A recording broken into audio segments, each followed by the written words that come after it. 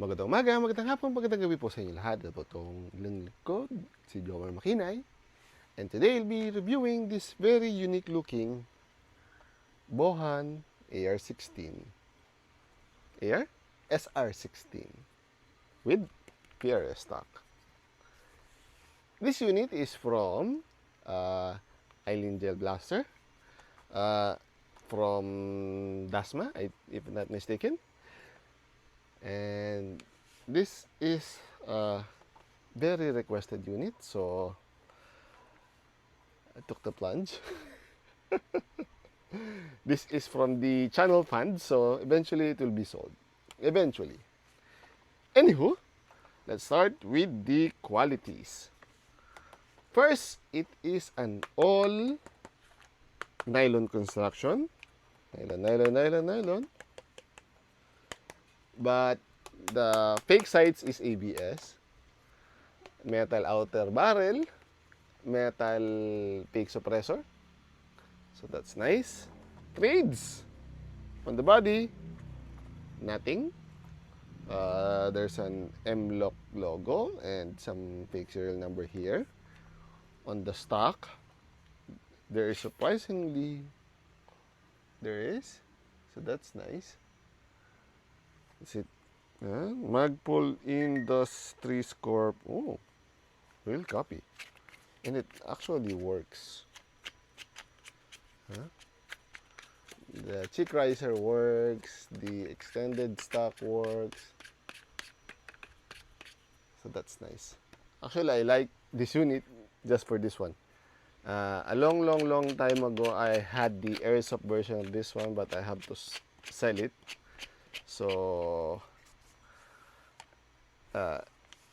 this part really makes me happy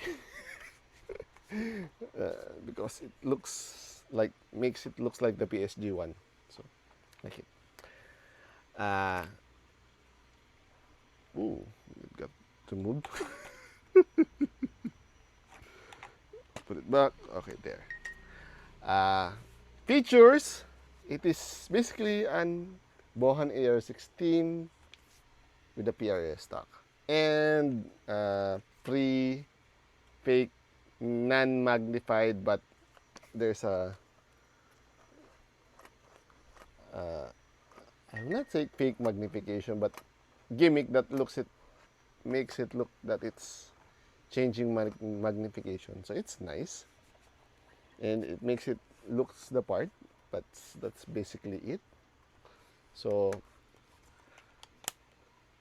for most of the time, if you're a professional or not a professional, uh, if you're going to use this for, how to say, looks, this is fine. But if you're going to use it in actual game, this is useless. So keep that in mind. Battery space. This is one of the cons of this unit. This is the battery space, so not much.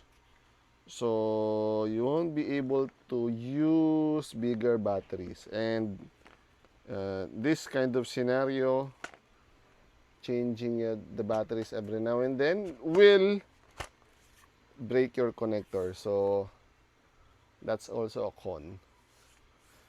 Limited battery space and the dangerous connector or storage. So keep that in mind, it will break in the future. And it limits your upgrade options for this unit. BB capacity, this is using a small one, which is common with the PDX. But you can still use a different mags, like long mags, so that's fine. It's a little bit tight, so choose your mags carefully. Although this doesn't connect well. Sometimes if you just hold like this, it will fall. So you need to do a push after inserting it to the mag well. And because it's sniper type, this one is very limited. It's half of the normal mag capacity. So, and having a unit like this doesn't give you much range. So, why limit yourself with a small mag? Weight, this is somewhat heavy, around 1.5 kilograms. So, yeah, most of the weight is here. So, it's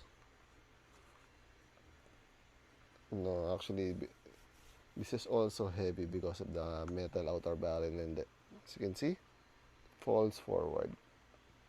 You will hurt your wrist if you only hold it like this, but if you hold it like this, it's fine.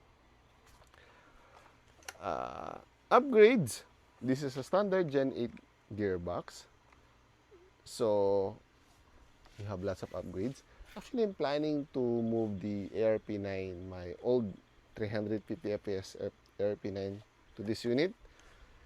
So it will have a longer barrel. This is for actually 450 millimeters. So with that spring, it will be far more stronger.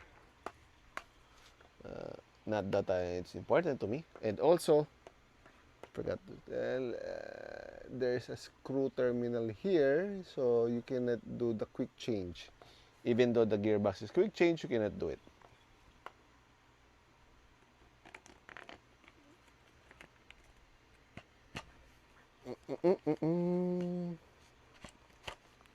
What else? FPS, I've said earlier, this is 240. Even though it's stock spring, it's 240. It's because of the long barrel. It's easier to accelerate, therefore longer FPS, higher FPS. Range, it can easily hit the 10-meter mark. Again, higher FPS, long barrel, it's quite accurate. Although it's fluctuating FPS, again, because of the nozzle. Price, this was around, I think, 4,000 pesos from, again, a gel blaster. So it's quite affordable, and it looks the part. Although it only looks like a sniper, but it is not a sniper. It's just the bog standard gel blaster.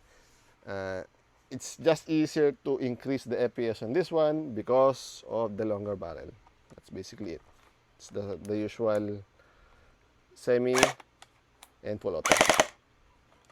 So really nothing different.